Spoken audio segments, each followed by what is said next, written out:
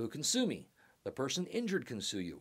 This includes someone who chose to get in the car with the person you overserved. This also includes innocent bystanders who were harmed. The family of the person injured can sue you. The person's parents, children, stepchildren, and or spouse can all sue you. Each can claim his or her own damages. If there's a death, then the group of people who can sue you gets even bigger, expanding to brothers and sisters. Sometimes the person you overserved can sue you, particularly if that person was a minor. If that person dies, his or her family members may still be able to sue you. If incapacitated, the injured party may sue you through a guardian appointed by the court.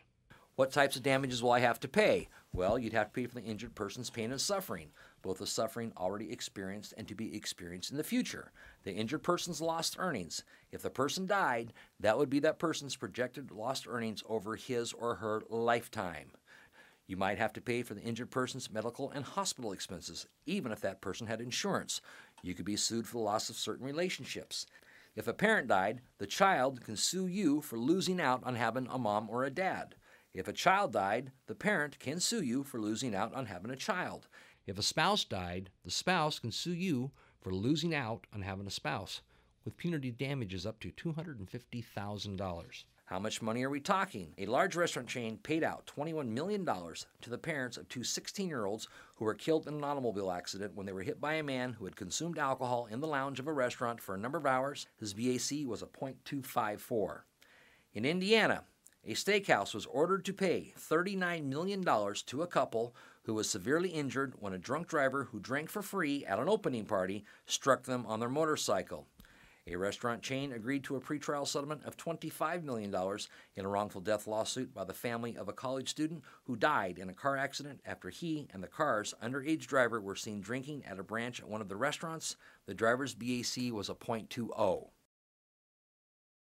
Criminal liability. Serving or selling alcohol to a minor is a misdemeanor and can land you a fine and or imprisonment for up to 6 months. Selling or serving alcohol to someone who is apparently intoxicated can land you a $1,000 fine and 6 months in jail. In bad enough circumstances, you can be charged and convicted of negligent homicide. What is negligent homicide? Negligently causing the death of another human being. This actually happened in Kansas in 2007, where a man was charged and convicted by a jury of manslaughter for overserving an obviously intoxicated patron who eventually died of alcohol poisoning. The man was sentenced to 4 years in prison.